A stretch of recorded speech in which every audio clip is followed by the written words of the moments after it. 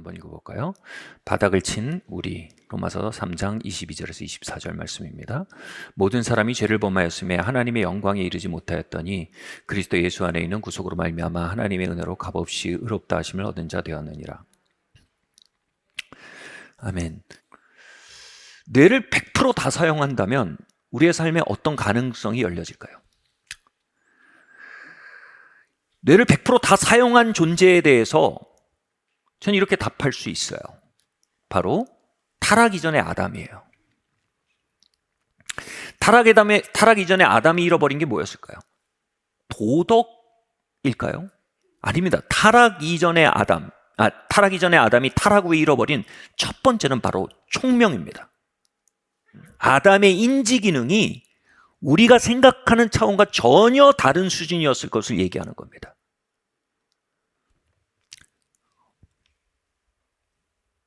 타락은 우리로 하여금 그 능력들을 빼앗기게 만든 것입니다.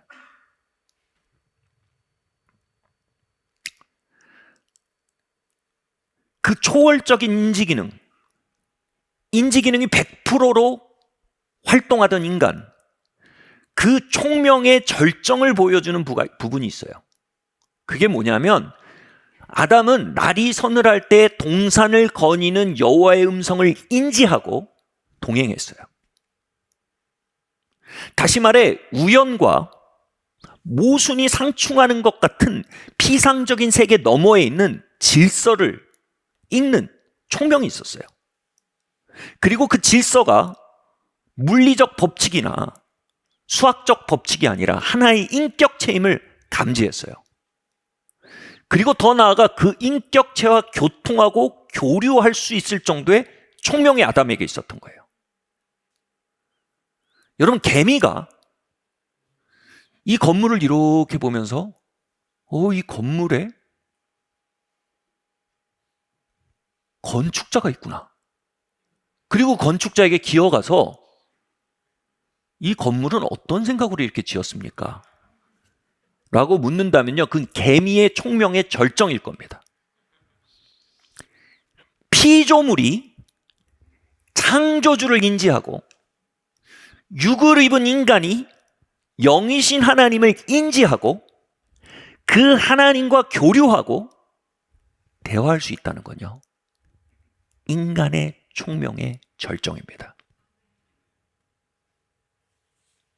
그런데 인간의 총명이 빼앗겨지고 타락되어지고 인간의 IQ가 속이 빈 강정 같은 헛똑똑이가 될 때 인간은 자신의 총명으로 사물의 본질을 깨닫고 그 모든 것 뒤에 있는 선하신 인격체를 감지하고 그와 교류하는데 총명을 사용하기보다 스스로를 과시하는 데만 그 깨어진 총명, 헛똑똑이가 되는, 그 깨어진 똑똑이를 사용하는 헛똑똑이로 전락하고 만다는 겁니다. 그 상태를 뭐라고 해요? 자신의 지혜를 자랑하는 자들은 하나님 멀리 하신다는 얘기가 되는 겁니다. 우리의 총명은 그를 더듬어 찾아가는 더듬이입니다. 우리를 과시하는 액세서리가 아닙니다. 우리를 높이고 자랑하는 도구가 아닙니다. 그분을 경외하기 위한 우리의 몽학전생인 것입니다. 함께 읽겠습니다. 시작. 깨닫는 자도 없고 하나님을 찾는 자도 없고 다 치우쳐 한 가지로 무익하게 되고.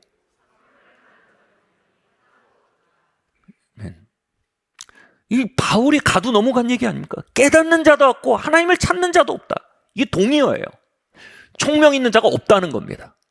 다 헛똑똑이들이라는 거예요.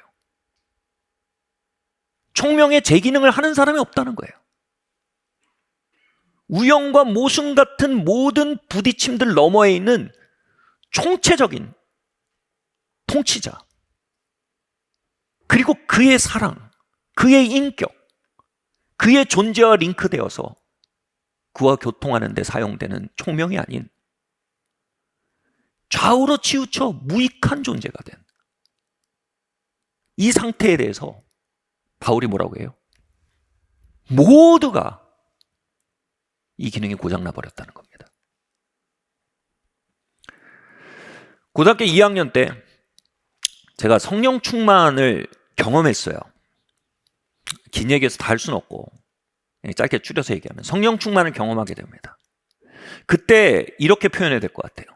성령 충만을 받게 될 때 완전히 새로운 인식이 열렸어요. 성령 충만을 받기 전에 그 공간에 걸어 들어갔어요. 거기엔 건물이 있었고 사람들이 있었고 예배를 인도하는 인도자들이 있었어요. 근데 성령 충만이 임하고 어떤 인식이 회복되자 하나님이 거기에 계심을 알았어요. 제가 주일학교부터 그렇게 배워왔지만 손에 잡히지 않던 이야기인데 내가 그분의 자녀임을 알게 됐어요. 어떻게 아냐고요? 총명이 열려야 돼요. 그리고 그분이 나를 사랑하신다는 것을 알았어요. 영원한 나라가 나의 본향임을 알았어요. 그리고 예배 때 내 삶과 모든 것의 근원 되신 분을 인지하고 그분에게 노래하고 그분을 경청할 수 있는 능력이 생겼어요.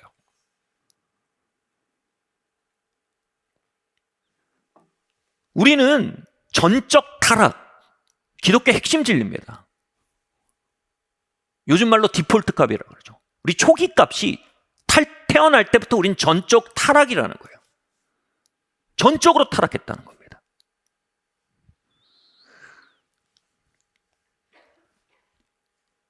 이 전적 타락이란 말에 대해서 좀 기분 나빠하는 성향이 있습니다. 그런데 우리가 전적으로 타락했다는 말은요, 사실은 잘 들여다보면 되게 좋은 소식입니다. 우리가 그냥저냥 살고 있잖아요. 나 그냥저냥 살아내고 있는데 왜 전적 타락이라 그래? 이 정도는 그래도 사람 구실하는데 뭐 그렇게까지 전적 타락인가? 그런데 하나님이 원래 상정하셨던 삶, 원래 의도하셨던 모습, 원래 기획하시고 디자인하셨던 삶을 표준으로 볼 때 이건 완전히 망가진 거나 다름없는 거예요. 더 설명할게요. 저는 이전에 주식이 바닥을 찍기를 많은 투자자들이 기다리고 있다. 이 말이 이해가 안 됐어요. 왜 바닥을 만나고 싶어 하지? 근데 뭐예요? 거기가 바닥임을 알면 뭐예요? 투자자들이 다 들어가는 거예요. 이제 뭐예요? 올라갈 일만 남았다는 거예요. 전적 타락은 뭡니까? 지금 우린 바닥을 찍고 있다는 겁니다. 모르는 사람들 귀에는 왜 바닥 찍는 게 좋은 거지? 이거지만요, 투자자들에게는 바닥 찍는 건 복음이에요. 인류는 바닥을 찍었습니다. 저와 여러분은 바닥을 쳤습니다.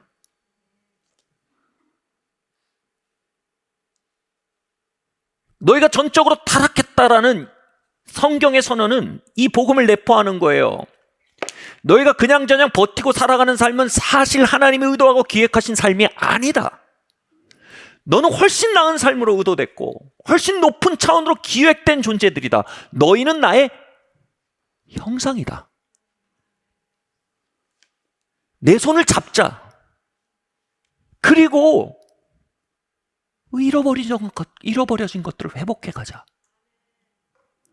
하향 평준화돼 버린 이 세상 속에서 적응하지 말고 그 하향 평준화돼 있는 세상 속에 길들여진 너의 의식에 대해 반문해라. 에베소서가 뭐라고 합니까? 우리가 생각하거나 구하는 것보다 능히 더 행하실 하나님께. 다시 말해 뭐예요? 우리의 의식과 생각은 하향 평준화돼서 길들여지고 거기에 갇혀 있다는 겁니다. 하나님 뭐라고 얘기해요? 능히.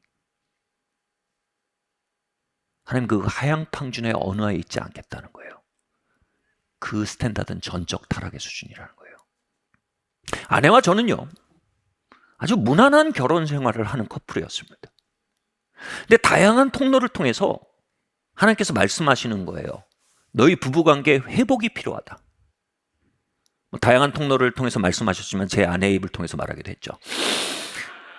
제가 그때마다 조금 억울했어요. 아니 내가 뭐 외도를 하는 것도 아니고 가정폭력을 하는 것도 아니고 뭘 회복해야 한단 말인가. 그런데 점점 그 회복이라는 단어의 전제가 다른 걸 알게 됐어요.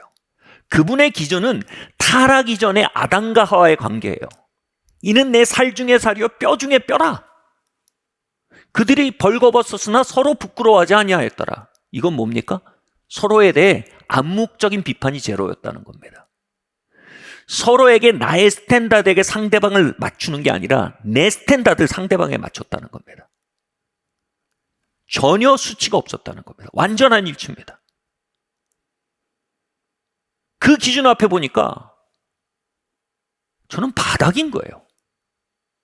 이 결혼 생활은 전적인 타락인 거예요.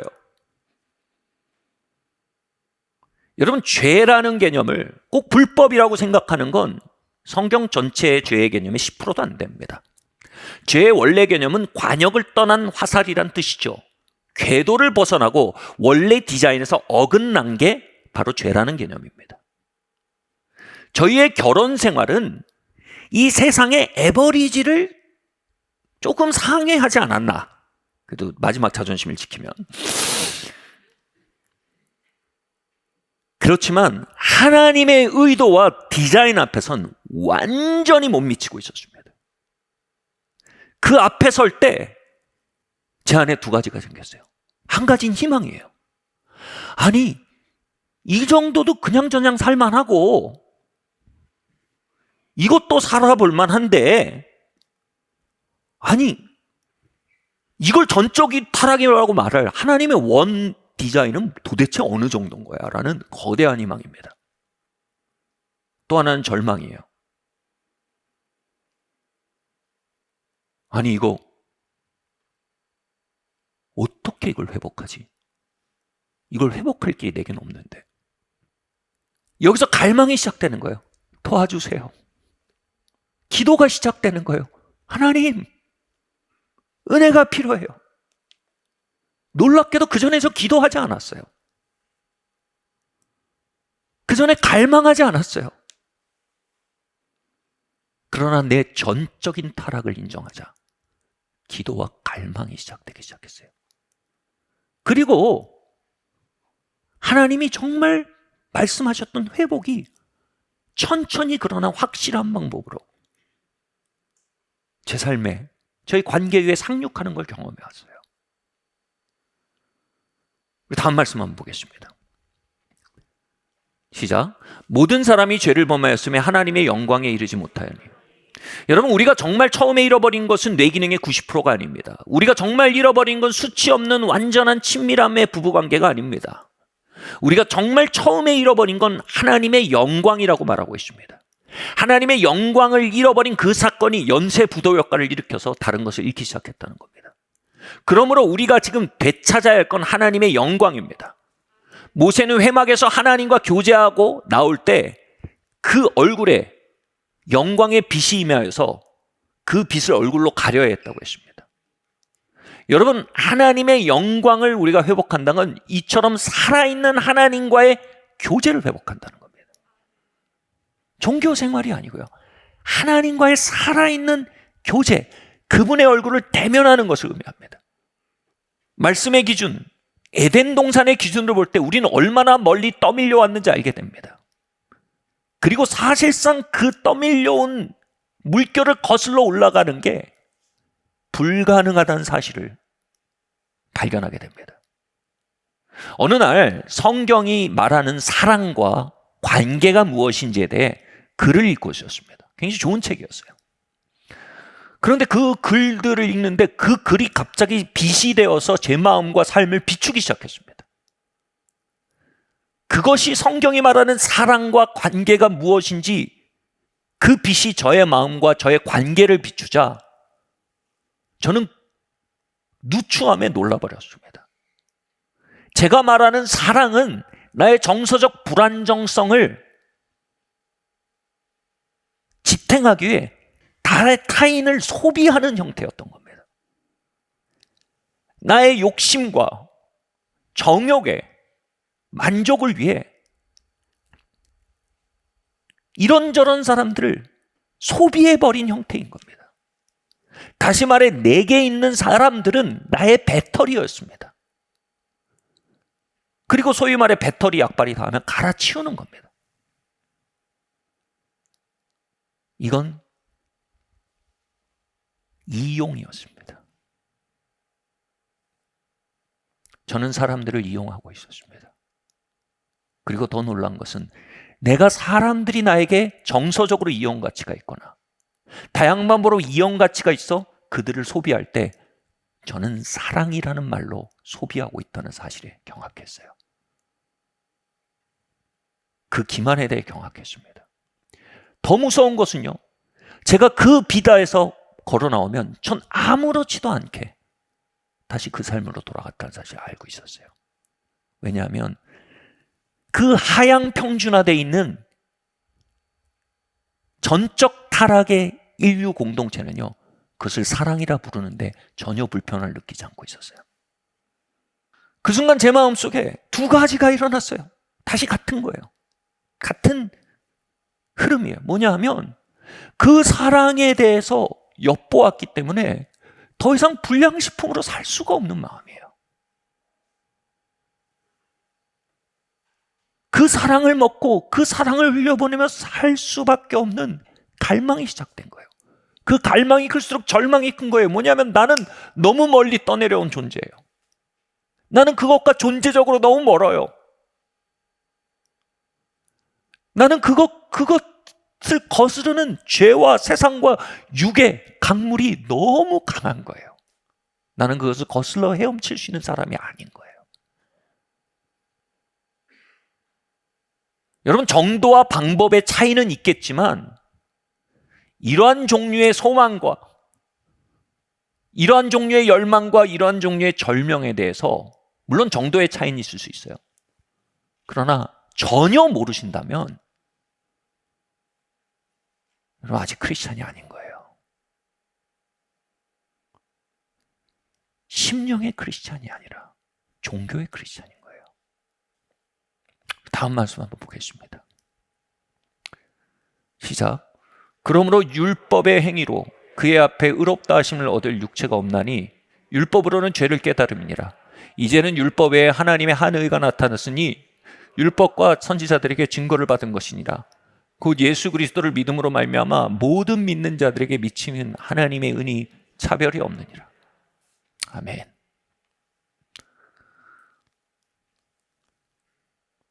여러분, 저와 여러분 인류 공동체는요 너무 멀리 떠내려왔습니다.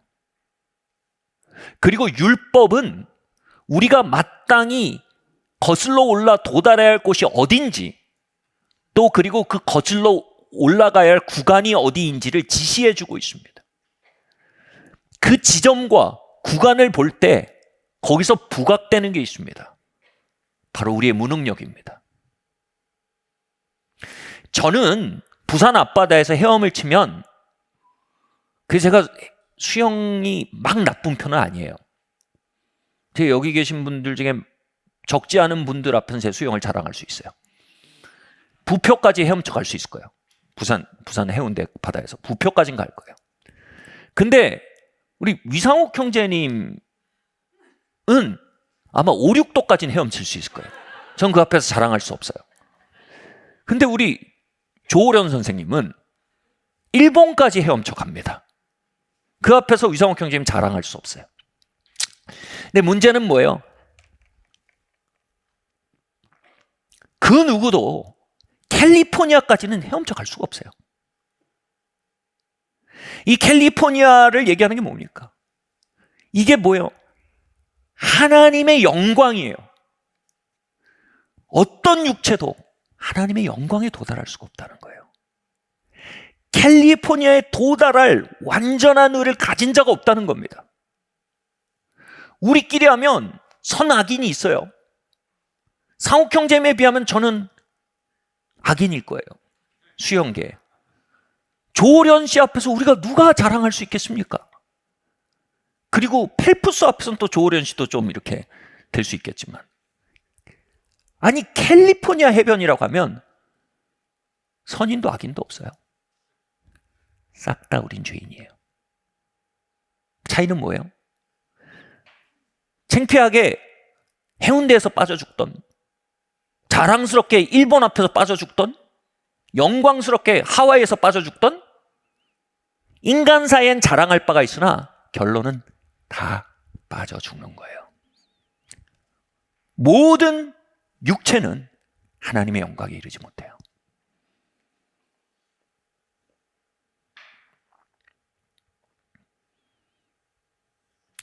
제가 이 구절을 읽는데 갑자기 성령께서 제 마음에 감동하셨어요.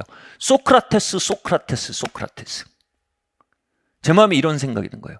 아니 소크라테스도 이르지 못했나? 그리고 소크라테스를 갑자기 찾아봤어요. 처음 나온 게 소크라테스 아내 얘기더라고요. 소크라테스 아내는 인류 역사의 길이남을 악녀로 평가받습니다. 우리가 국민 여동생 뭐 이런 얘기죠. 국민 악녀예요. 인류의 악녀로 악처로 표현받습니다. 막 걸렛물을 막 쏟아붓고 악담을 일삼았대요. 근데 문헌들을 살펴보면 소크라테스의 아내가 사실은 악처가 아니라, 이 교회에서 할 말은 아니지만 사실은 보살이었다는 평이 우세합니다. 왜냐하면요, 소크라테스는 그녀와 결혼관계에 있었지만 자유연애를 즐겼습니다. 그리고 그 대상은 미동들이었습니다. 미동이 뭐냐면 당대의 티네이저들 중에 10대 중에 예쁜 남자아이를 미동이라고 합니다. 미동들과의 자유연애를 즐겼습니다. 그리고 다수의 미동들은 그의 제자였습니다. 그의 제자들과의 대화는 인류 역사의 길이 남을 의에 별로 빛이 납니다만 아내는 그 자리를 증오했을 것입니다. 이 글들을 보면서 제가 농담처럼 하던 진담이 생각이 났어요. 제가 주일날 집에 가면 제 아이들에게 농담을 가장한 진담을 던집니다. 얘들아, 오늘 아빠 자극하면 안 된다. 오늘 주일이라 아빠의 모든 의를 교회에서 다 쓰고 왔다. 오늘 나로부터 어떤 선도 기대하지 마라. 이게 농담인데 아니에요. 인간의 의는 한계가 있어요. 인간의 의는 바닥이 있어요. 인권을 위해서 모든 걸 쓰고 나면 다른 과목이 F가 나오는 거예요. 사역을 위해 모든 걸 쓰고 나면 가족에서 바닥이 드러나는 거예요. 지혜와 지식을 위해 모든 걸 쓰고 나면 다른 곳에서 바닥이 나는 거예요. 그게 인간의 의의 본질이에요. 제가 지금 소크라테스 비판하는 거 아닙니다. 제가 감히 어떻게 소크라테스를. 소크라테스는요, 인류에서 4대 성인 중에 한 명. 좀 저렴한 언어로 치면, 중학교로 치면 4대 짱 중에 한 명입니다. 제 포인트는 이겁니다. 제가 중학교 때, 저희 학교는, 저 중학교는 삼성동이었어요. 근데 이제 청담동에 새로운 고등학교가 생겼어요. 그 학교가 새로 생기니까 온갖 지역에서 다 애들을 뽑아왔어요. 잠실에서 뽑아오고, 개포에서도 오고, 압구정에서도 오고, 삼성에서도 오고, 막 대치에서도 오고 막 왔어요. 이렇게 해놓은 문제가 뭐냐면 중학교 출신들끼리 이제 알력 싸움이 생겨요. 근데 상대적으로 저희 중학교 출신들이 적었습니다. 이때 어떤 일들이 생기냐면 각 중학교에 하이랭커들, 힘 좀 쓴다 하는 친구들, 하이랭커들이 구분이 됩니다. 그래서 그들이 대표 선수가 돼서 알력 싸움이 생겨요. 당연하죠. 다부터 볼 필요 없잖아요. 이 친구가 제일 높은 랭커인데 여기서 지면 다 진 거잖아요. 그 저희가 밀었던 친구가 있었는데 이게 설교에서 할 소리인지 모르겠지만 기가 막히게 진리랑 이어집니다. 잘 들어보세요. 잠실에서 온 친구한테 너무 무참히 패배한 거예요. 그 순간 저희 중학교 출신들은 다 같이 패배한 거예요.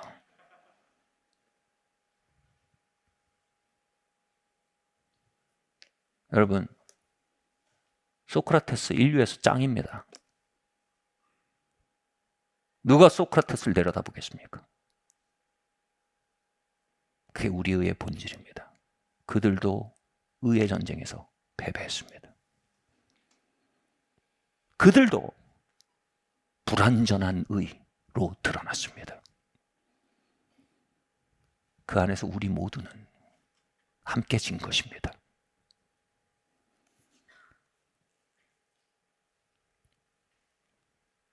우리가 하나님의 의 앞에, 하나님의 영광 앞에 어떻게 섭니까?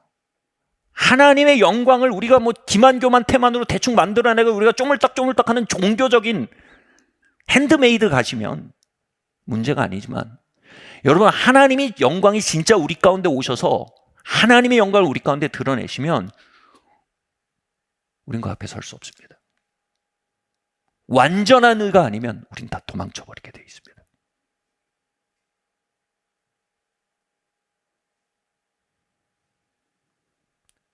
우리끼리는 조련 선수가 이거고, 이상욱 형제님 이거고, 펠프스가 이걸 수 있지만 캘리포니아 해변 앞에선 다 불완전합니다. 다 이르지 못합니다.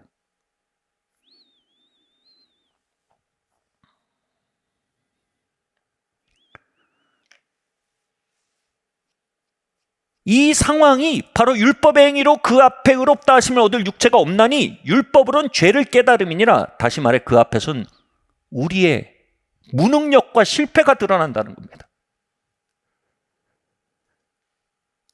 여러분, 여기서 누군가 마음속으로 소크라테스? 나보다 못한 놈이네. 위선자입니다. 당신은 의의 싸움에 한 번도 발을 들여도 본 사람이 아닙니다. 의를 사용하여 밑바닥이 드러나기까지 의의 싸움을 해본 사람이 아닙니다.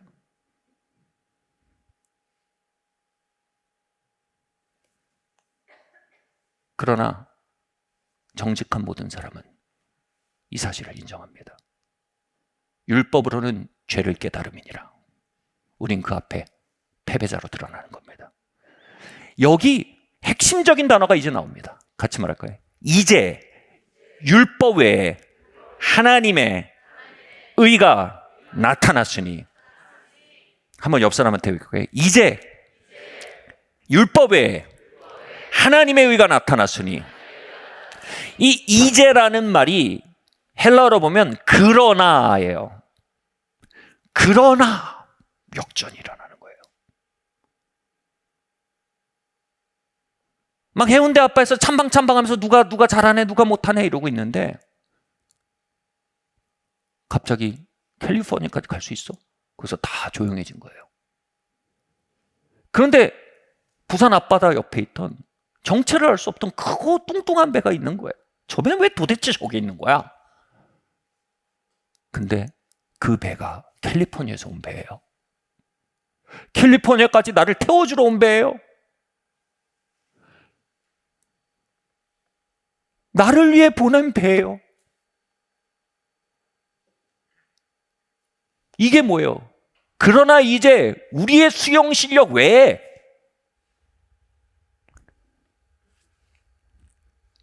하나님의 의가 나타난 거예요. 우리의 의 외에 하나님의 의가 왔다는 거예요. 그리고 그 배에 써붙여 있는 거예요. Grace, 은혜호예요. 이제 자신의 무능력을 깨달은 자, 그리고 그 배가 나를 위한 배이며 그 배에 나를 올려놓아 캘리포니아에 도달할 수 있다는 사실을 마음으로 아는 자들은 이제 수영으로 서로 수영대회하고 자랑하고 누가 잘하네 못하네 이런 것이 아니라 앞다투어 이제 그 배를 향해 가는 거예요. 그리고 그 배를 두드리며 말하는 겁니다. 호산나. 이게 뭐냐면 주여 우리를 구원하소서. 나의 이름을 부르는 자는 수치를 당하지 아니하리라. 예수 그리스도시여, 당신이 이루신 완전한 의를 나에게 던져주시고 내가 그 의를 온 마음으로 의지하고 하나님의 영광 앞에 서기 원합니다. 나의 힘으로 달할 수 없고 나의 어떠함으로 설 수 없으니 호산나 다윗의 자손이여 나를 구원하소서. 율법에 하나님의 한의 그레이스가 나타났으니 율법과 선지자에게 증거를 받은 것이라. 곧 예수 그리스도를 믿음으로 말미암아, 이 믿다라는 말은 이겁니다. 예수 그리스도를 의지한다란 말입니다.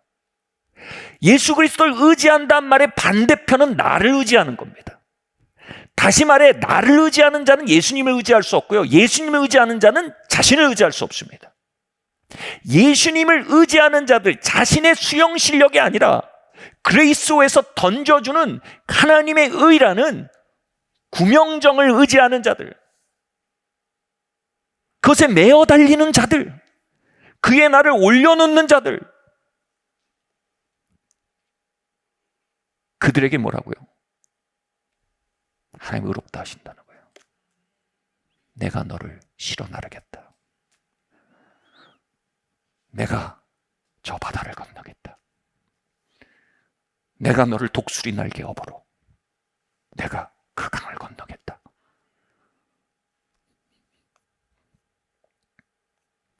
여러분, 이게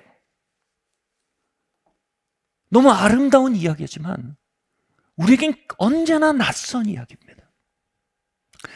필립 얀시의 표현으로 우리는 체질적으로 비은혜의 사슬 안에 살아왔습니다.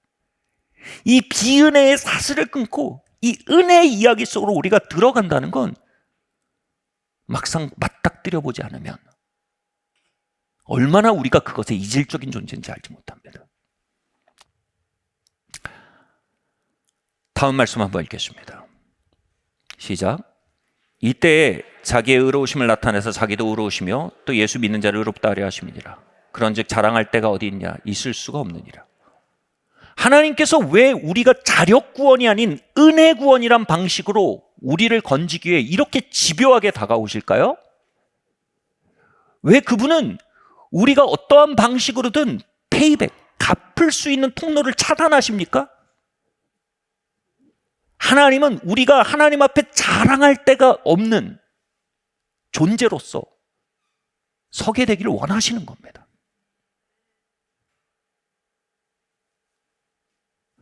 아담은 어떻게 그러한 놀라운 역량을 가지고 살았을까요? 그건 아담의 역량이 아니었습니다. 아담이 가진 능력은 자신의 무력을 아는 능력이었고, 아담이 가진 능력은 하나님께 나아가 매달릴 수 있는 능력이었고, 아담이 가진 능력은 하나님의 모든 것을 자신의 모든 것으로 내려받을 수 있는 신뢰의 능력이었습니다. 너희가 돌이켜 어린아이가 되지 않으면 천국에 들어갈 수 없단 말한 이 어린아이는 절대로 순수를 의미하지 않습니다. 유대 문화에서 어린아이라는 단어는 순수의 의미가 아닙니다. 그건 소파 방정환 선생님의 개념이고요. 유대 문화에서 어린아이는 욕심과 욕망이며 무력함의 결정체입니다. 이게 우리의 원형이라는 겁니다.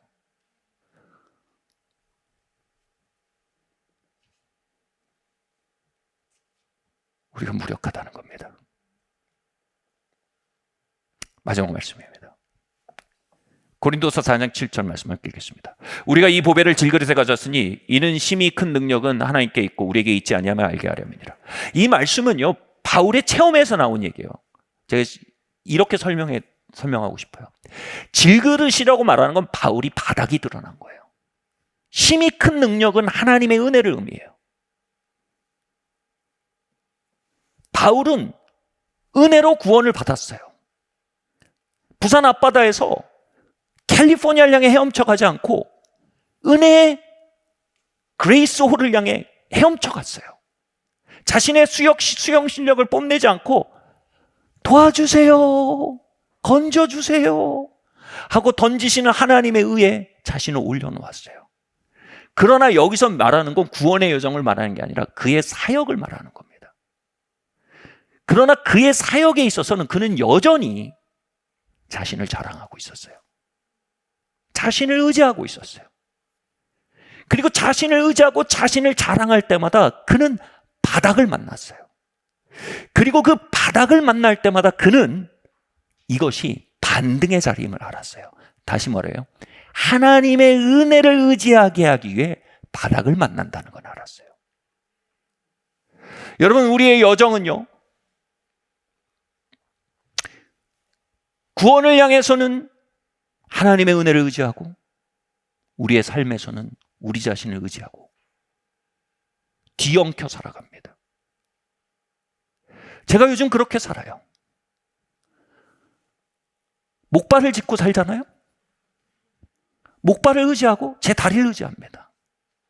이게 무지하게 위험합니다. 며칠 전에 넘어졌어요. 목발을 의지했다, 내 다리를 의지했다. 저도 헷갈려요. 막 헷갈려서 넘어져 버렸어요. 제가 넘어지고 너무 비참하더라고요. 그날 밤 이렇게 앉아서 기도하는데 그 생각이 드는 거예요. 야, 너 왜 휠체어 안 타냐? 그 생각이 드는 거예요. 아, 내가 휠체어 탈 정도는 아니죠. 다시 생각해. 진짜? 너 휠체어 타면 안 넘어져. 넘어질 수가 없죠. 내가 휠체어에 앉아버렸는데, 내 힘을 조금도 의지하지 않는데, 휠체어에 나의 모든 걸 의지하고 그 위에 나를 올려놓는데, 나의 완전한 무력함과 바닥을 인정하고 이제는 내 구원의 문제에 있어서 그레이스오, 은혜의 배에 가서 호산나, 나를 건져주세요라고 말할 뿐 아니라 이제 바닥이 드러나고 있는 내 자녀 양육에 있어서 하나님의 은혜가 필요합니다. 이제 바닥이 드러나고 있는 내 사역에 있어서 하나님, 난 바닥입니다. 하나님의 심히 큰 능력이 하나님께 있고 질그릇에 있지 않게 하기 위해서 하나님 다시 나에게 이 바닥을 만나게 해주시는군요. 주님, 나는 구원이 자녀 양육에도 필요하고 부부관계에도 필요하고 사역에도 필요하고 2023년 주님 구원이 필요합니다.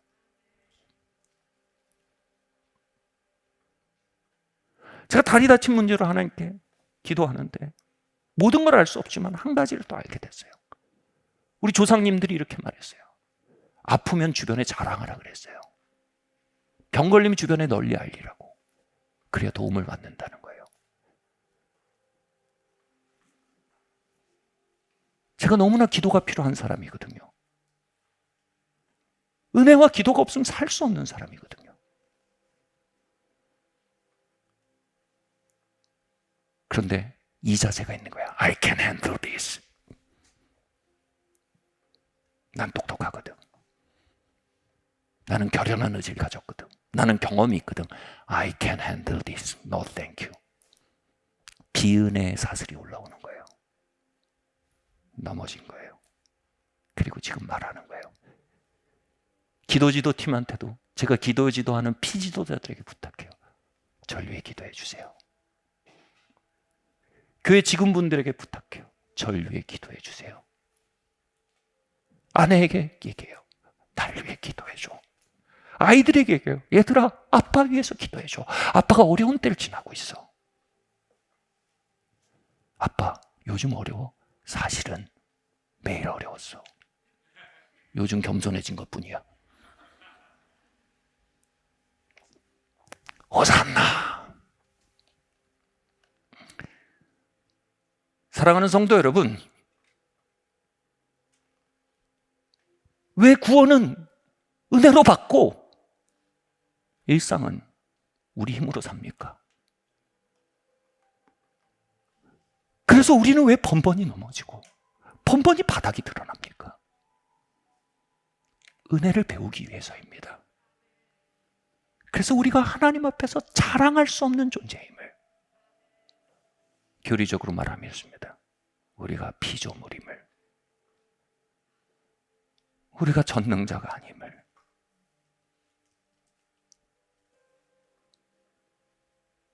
우리가 의존하는 존재임을 배워가게 하심입니다.